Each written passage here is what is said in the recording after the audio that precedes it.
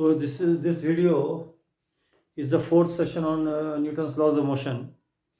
So in this video, I'll take up a theoretical discussion on Newton's second law. Okay. In the previous two videos, a theoretical discussion on Newton's first law and third law was taken up. So in this, I'll take up the theoretical discussion on Newton's second law. Okay, fine. I'll write down. I'll just write down the various cases which we'll discuss in this fourth video. Okay. So first case will be this. We apply Newton's second law to a particle or to a rigid body in translation.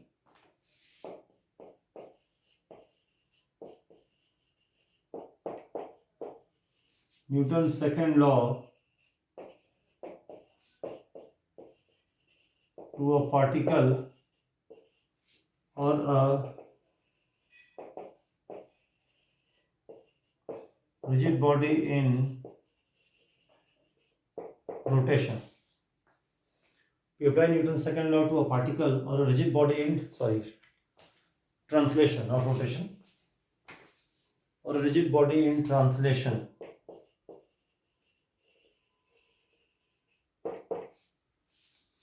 Now this case one in turn will be divided into two subcases.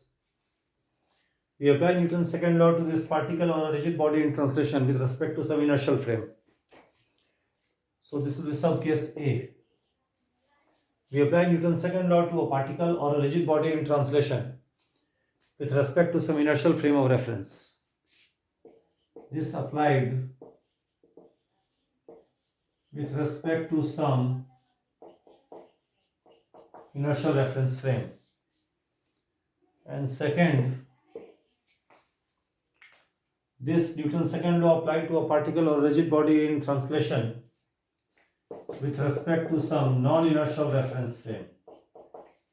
Now, what frame is inertial, what frame is non-inertial? That has fully been discussed on the second video on Newton's laws of motion. Okay. So these are two subcases. And what is case 2? Case 2 is we apply Newton's second law to a collection of particles which do not constitute a rigid system, that is, they constitute a deformable body, or to a rigid body in rotation. This will be taken up in case 2.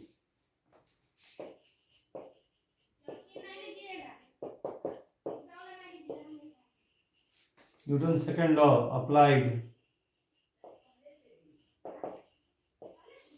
to a collection of particles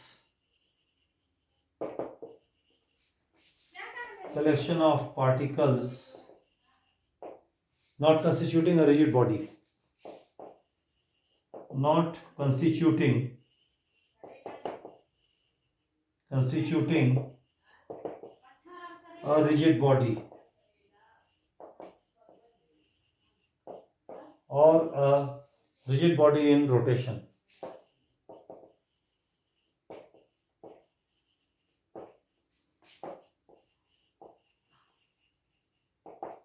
And again, this will be divided into two subcases, case A, case B, as was the case here.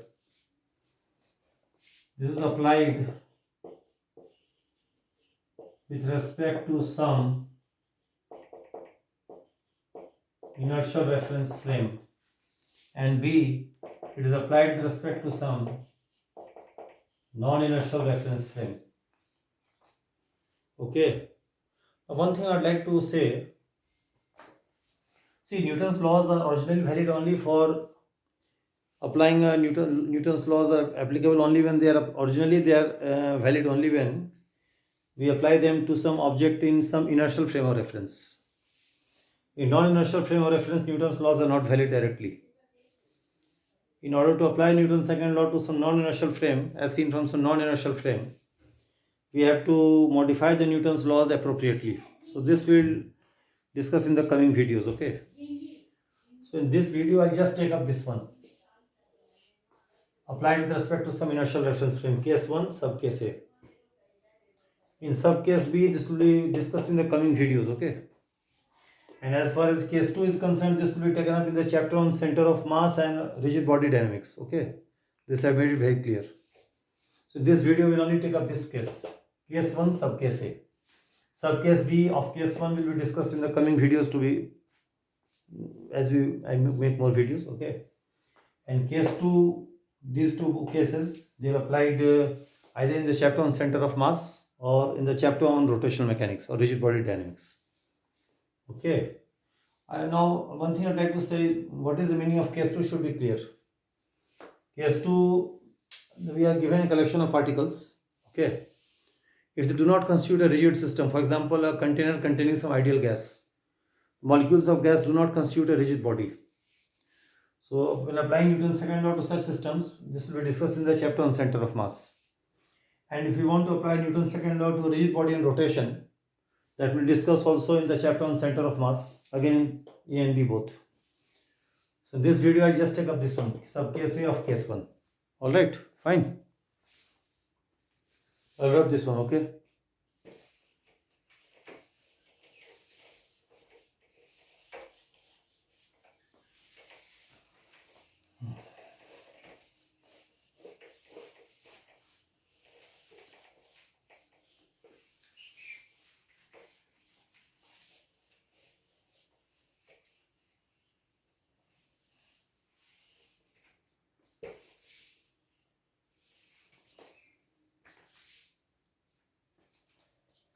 So I'll take up this case. Now one thing I would like to say, in case 1, we apply Newton's second law either to a particle or to a rigid body in translation.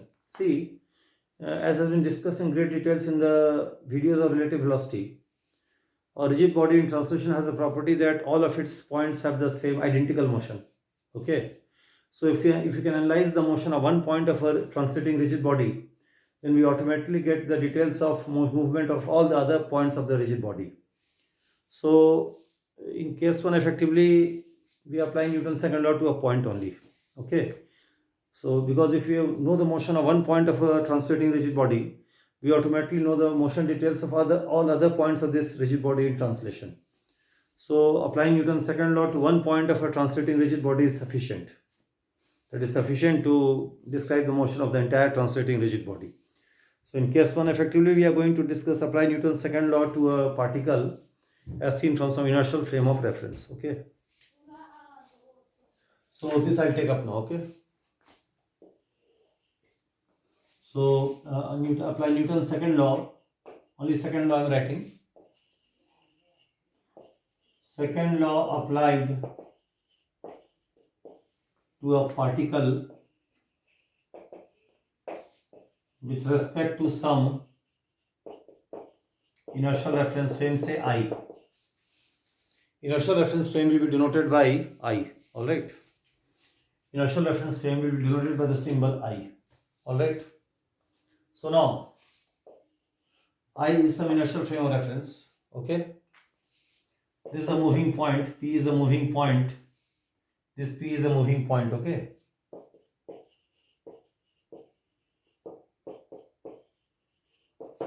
At a certain instant t, point P has a velocity v with respect to inertial frame. M is the mass of point P. Now mass is a quantitative measure of inertia, okay. Concept of inertia was discussed in the second video on Newton's laws of motion.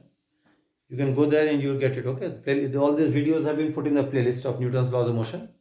If you go to that about button, you press in the description box, you get all those, okay.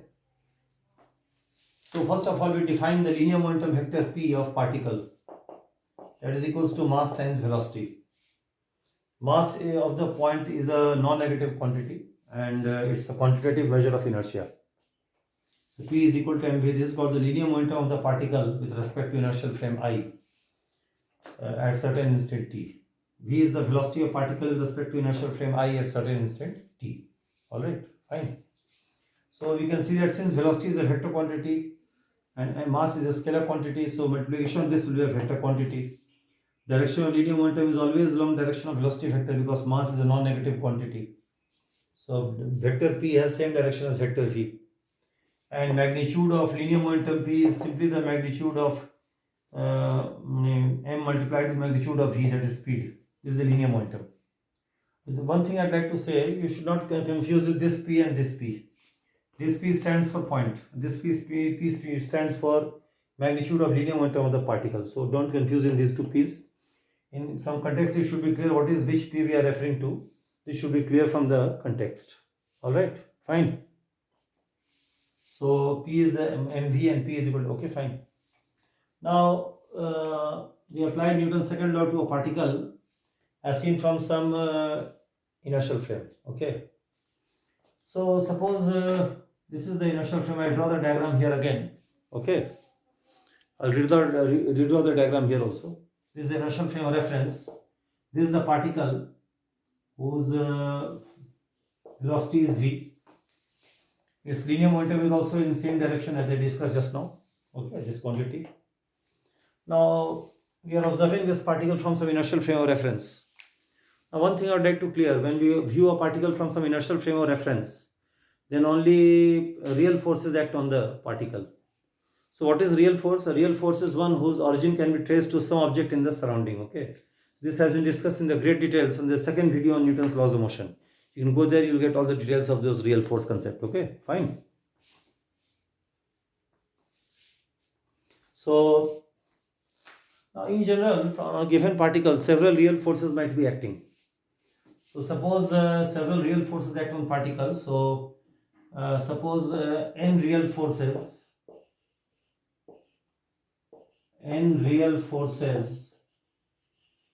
act on the particle.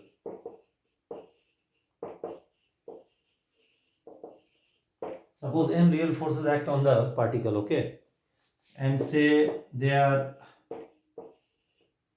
equal to force vector sum F1, F2, F3 and so on, Fn. Here n is some integer, positive integer, okay. It may be 0 also. It is possible that no force might be acting on the particle. Or it is possible that one force might be acting or several forces might be acting. So in general, n is some any integer, 0, 1, 2, 3, okay. So net real force on the particle will be vector sum of all these F real. Vector sum of all the real forces acting on the particle, that is F real. That is just the vector sum of these n forces, n real forces. Okay, fine. So F real is equal to F1 plus F2 plus F3 up till where? Fn. This is the net real force on the particle, okay. That is the vector sum of all the real forces acting on the particle. One thing should note it. Real forces acting on the particle, not by the particle, but on the particle. Okay. Now, as per the Newton's original form of Newton, more fundamental form of Newton's second law applied to a particle, as per the most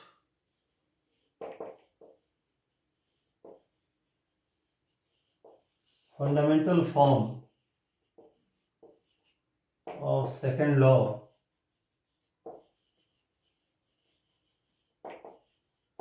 applied to the particle, net real force on the particle is equal to dp by dt. I means inertial frame. This derivative is being evaluated in inertial frame I. P is the linear momentum of the particle at certain instant, that is equals to mass times velocity. And F real is the vector sum of all the real forces acting on the particle, that is F real this much. So this is the most fundamental form of Newton's second law in vector form. Okay, fine. This I'll rub it, okay.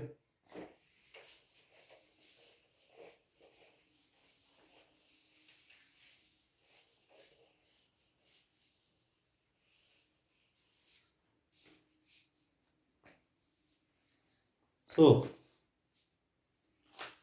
this is the most fundamental form of Newton's second law, okay. Now P is just equal to mass times velocity.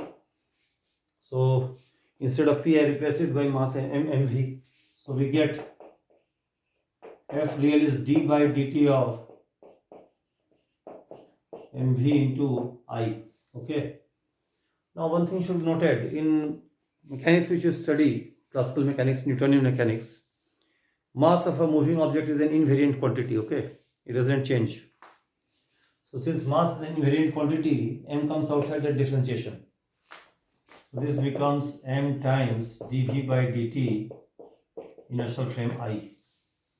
Now it is well known from the theory of kinematics that this quantity dv by dt, time derivative of velocity v with respect to at certain instant t with respect to inertial frame, is nothing but the acceleration of the particle with respect to inertial frame.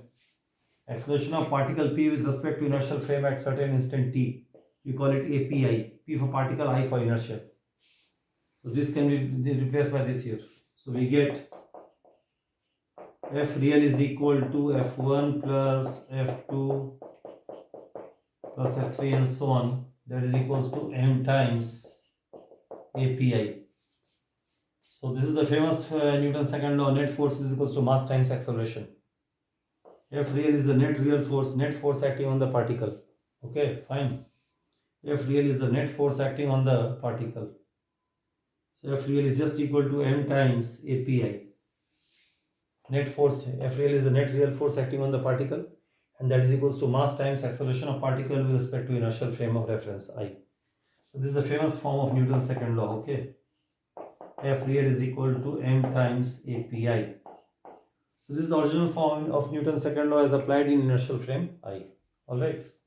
This is the original form of Newton's second law as applied from inertial frame what? I. Alright. This is the original form of Newton's second law as applied from the inertial frame I. M times API. Alright. Fine. This one I'll rub it, okay?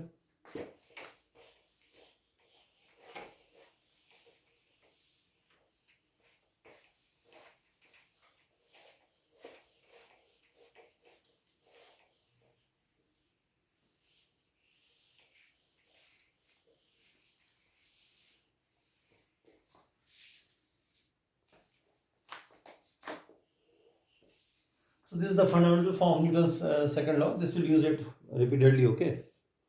Now what I will do that first I will write down this Newton's second law in different coordinate systems, okay? Two coordinate systems I will take up. First is the Cartesian coordinate system and second is the cylindrical coordinate system, okay? Now as far as details of cylindrical coordinates are concerned, it has been fully discussed in the 8th video on particle kinematics, okay? Theory of particle kinematics 8th video. If you go there, you will get the details of cylindrical coordinate system, okay? So I'll write down this Newton's second law equation in component form, either in Cartesian coordinate system or in cylindrical coordinate system. Fine. And also express this in path tangent normal form, path coordinates, okay? For the case when point moves in a plane curve, okay? So this is the coordinate system whose origin O is fixed in some inertial frame I is some inertial frame of reference. O is the origin of coordinate system fixed in this inertial frame. This coordinate system is rigidly attached to the inertial frame I. O is the origin of coordinate system, that is the base location. This is a moving point P. P is not the momentum, P denotes particle, whose coordinates at time t are x, y and z. Okay, fine.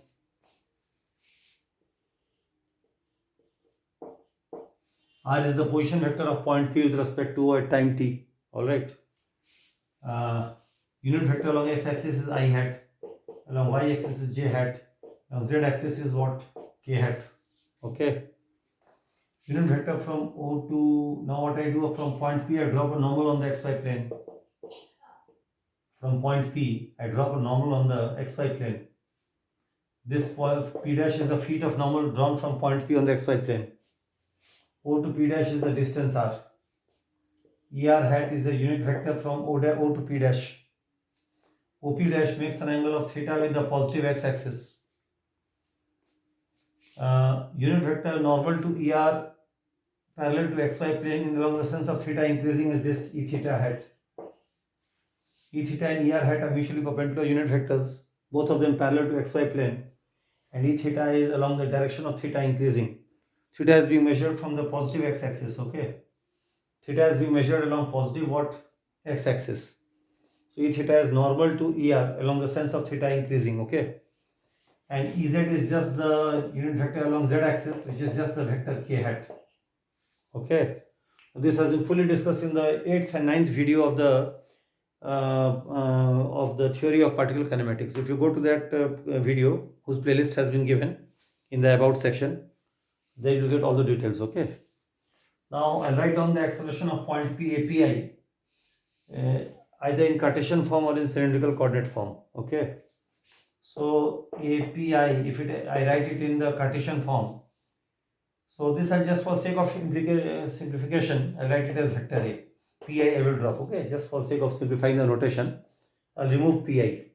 So vector A will be written as Ax I hat plus Ay j hat plus Az k hat. These are the three Cartesian components of vector A, usual Cartesian form. Now we also can express this term in cylindrical coordinate form. Also we can express vector A. This will be written as d2r by dt2 minus d theta by dt whole square into r into er hat plus 2 dr by dt into d theta by dt r d2 theta by dt2 into e theta hat plus d2z by dt2 into ez hat. Okay, so this is the Cartesian representation of vector A, and this is the cylindrical coordinate representation of vector A. Fine. All right, I love this one.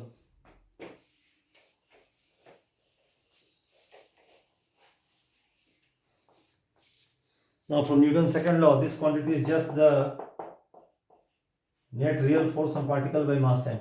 Okay. Now net real force can be also denoted by F. I'll just remove this word REL just to simplify the notation. This will be written as F by m. Okay, fine. Now again F can be broken up into components IJK or ER, E theta, E phi. Three components we can break. So if we write F in terms of coordinate Cartesian form, it will be written as Fx I hat plus Fy j hat plus Fz k hat. Vector F will be written in this way. And if you write it in Cartesian cylindrical form, it will be written as Fr Er hat F theta E theta hat Fz Ez hat. Okay. So now I substitute this value of F here. So first I use F by m equal to this formula. So this is equals to m times A. F equal to ma, F by m equal to A, so F is equal to ma. F I write in this way, Cartesian form. Write down the expression for F in Cartesian form. Fx I hat plus Fy j hat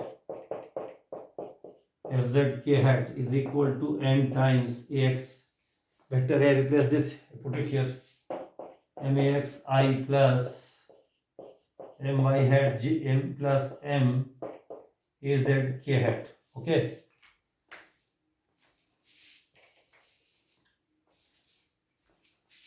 Plus, now equate the corresponding coefficients of ijk on both sides. So I get Fx equal to max. This is the law of motion along x-axis. I equate the corresponding coefficient of j on both sides. Fy is equal to may. This is the law of motion along y-axis. And I equate the corresponding coefficients of k on both sides. Fz is equal to maz. This is the law of motion of the particle along z-axis. So these together constitute the Cartesian form of Newton's second law applied to a particle with respect to some inertial frame I. Alright. So this relation is very famous relation. Okay. Now as per Ax can be written in several ways, we know from the kinematical theory. A can be written in this way, d2x by dt2, or it can be written as dvx by dt. This can be applied from chain rule. It can be written as vx into dvx by what? Dx. Similarly for ay az also we can write. Ay will write as what? d2y by dt2. This will be written as what? dvy by dt. This will be written as vy into dvy by dy. Alright, chain rule. Just follow some chain rule. All this has been discussed in great details from the particle kinematics theory. You go to the playlist also, you got all the details you'll get there. Now I wrap this one fine.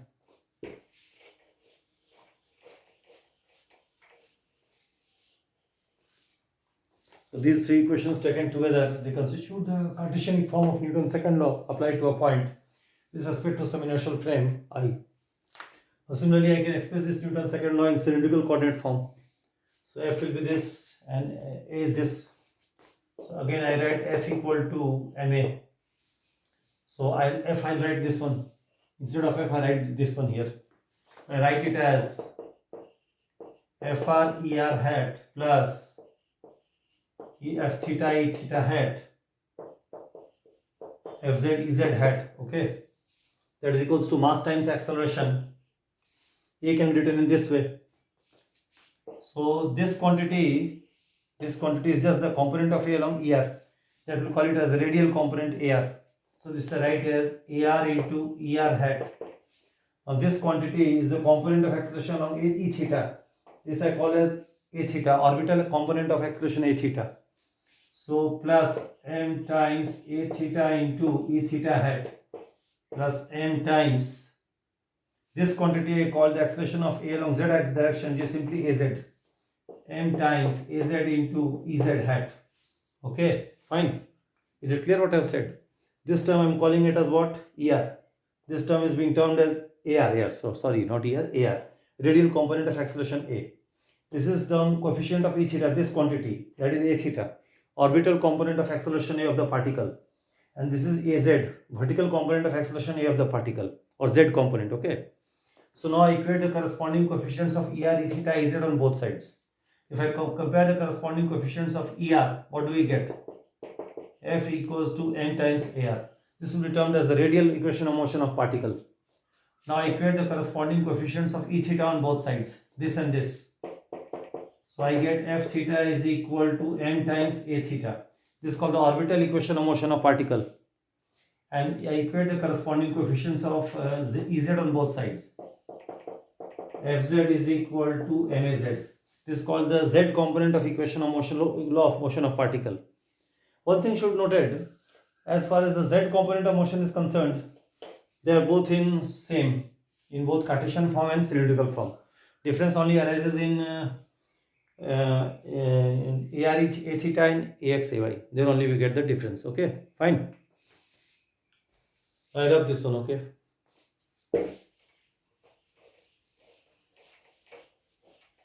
Finally, I take up a special case because in numerical it very frequently arises. That suppose point P moves in a plane, say XY plane. Okay. Point P is not undergoing a 3D motion, it's just undergoing a 2D motion. It's just moving in a plane, say XY plane. So in this case, these equations can be simplified still further. See, if I don't write down, so these are sufficient to describe the motion. But very frequently it arises that the points which we are considering moving points, they are generally confined to move in the same plane. Suppose we call that plane XY plane. Then these equations can be simplified still further, because numerical, this is what happens generally. Very frequently we get the cases in which point is undergoing a 3D motion. Most of the times problems which we get in JEE Mains Advanced, they are mostly related to this plane motion of a point moving in a plane. Okay. So what I'll do, I'll take a special case of a point moving in a plane, say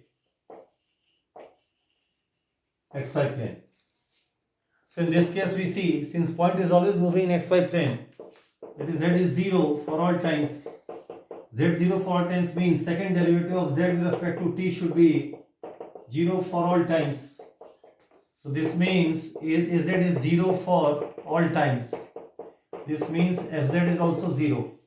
So in this case, out of the three equations of motion Cartesian form, we get only two of them survive. Fx equal to max, Fy equal to may. Okay, fine. Fx equal to max, Fy equal to what? May. So this is the Cartesian form of Newton's second law applied to a point for the case when point moves in xy plane. Okay. And we also write down the corresponding cylindrical form. See, when the point is confined to move in the same plane, say xy plane, in cylindrical form z becomes 0. Z0 means Az again becomes 0. Only then ER theta term will remain. That's all. So in that case, see, I draw the diagram here. Okay. I draw the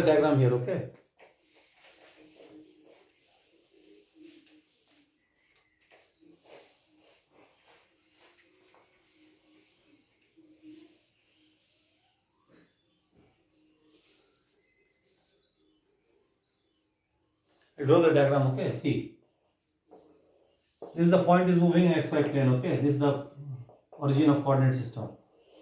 This is the trajectory of point P in this xy plane, okay, as seen from inertial frame I. At certain instant t, point P is here, okay. Now, this is the distance r, OP. In this case, unit vector, this becomes the unit vector ER. See, when point P is confined to move in the same xy plane, then feet of normal let from fall from P on xy plane is also P. P dash itself is P. You just remember I drew the Cartesian coordinate form diagram. I just draw here. Which I rubbed just now. I dropped a normal from point P on xy plane. The feet of normal was P dash. That was when P was not moving in xy plane but in 3D space. But when P moves in xy plane, then automatically if you drop a normal from point P on xy plane itself, then P dash, the feet of normal, is nothing but point P. And ER is a unit vector from O to P dash, that is O to P in this case. And this angle is theta. E theta is a unit vector normal to ER in xy plane corresponding to sense of theta increasing. Theta is being measured from positive x-axis. Okay. So E theta is increasing theta in this direction. Okay. So now if we write net force equals to net force is just equal to how much? Net force is just equal to FR ER hat plus A theta hat. That is vector mass times vector A. Vector A will be written as ER hat plus A theta hat. Now we equate the corresponding coefficients of FR and F theta on both sides. If I equate them, what do I get? F AR equal to MAR. This is called the radial equation of motion of point P as usual, as I stated just now.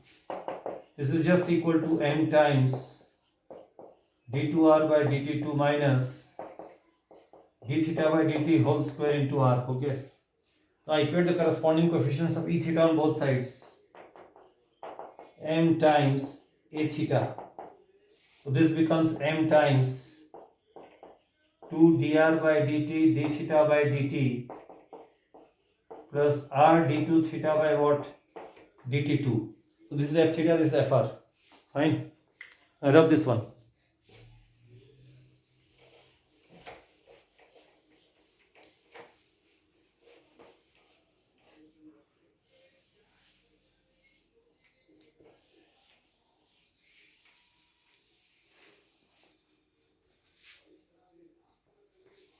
So this is the radial equation of motion of point P, and this is the orbital equation of motion of point P. Fine. All right. Now one more thing. I'll in this case, when point P is confined to move in same plane, say xy plane, I will write down the equation of law of motion of point as seen from path normal, tangent normal form. What is the tangent normal form? See, at this point, this is the velocity. We know V is always tangential to the path direction of velocity. So Et is a unit vector along direction of velocity vector. Now this is the curve, this is the inward side, this is the outward side, concave side is inner side, convex side is outer side. I draw the normal to the curve at point P. Okay, this normal I draw. Now inside this, in this inward side, the unit vector is En hat. Okay. So now net force of F on the particle can also be written in this form. Ft Et hat plus Fn En hat. Now what is Ft? Ft is the component of net real force on particle along tangent direction. So Ft will be termed as the net tangential force on the particle. That is Ft. So Ft is the net tangential force. Net tangential force on the particle. And that is what?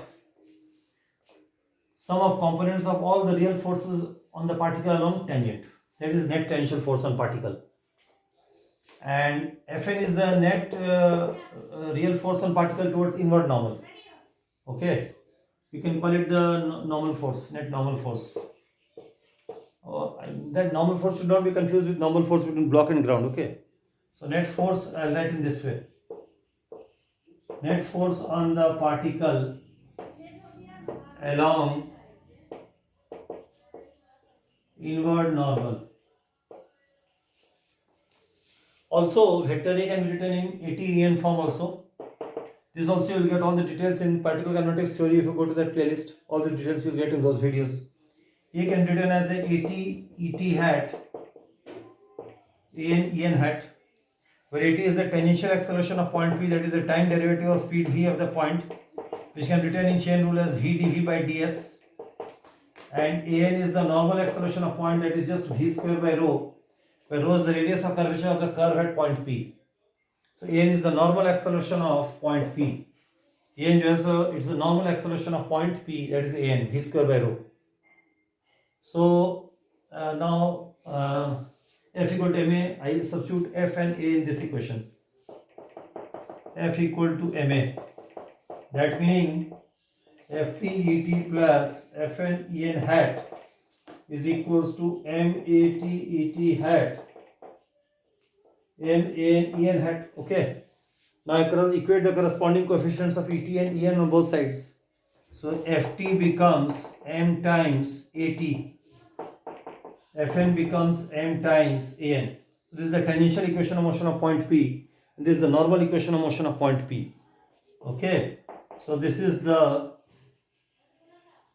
tangential equation of motion of P, and this is the normal equation of motion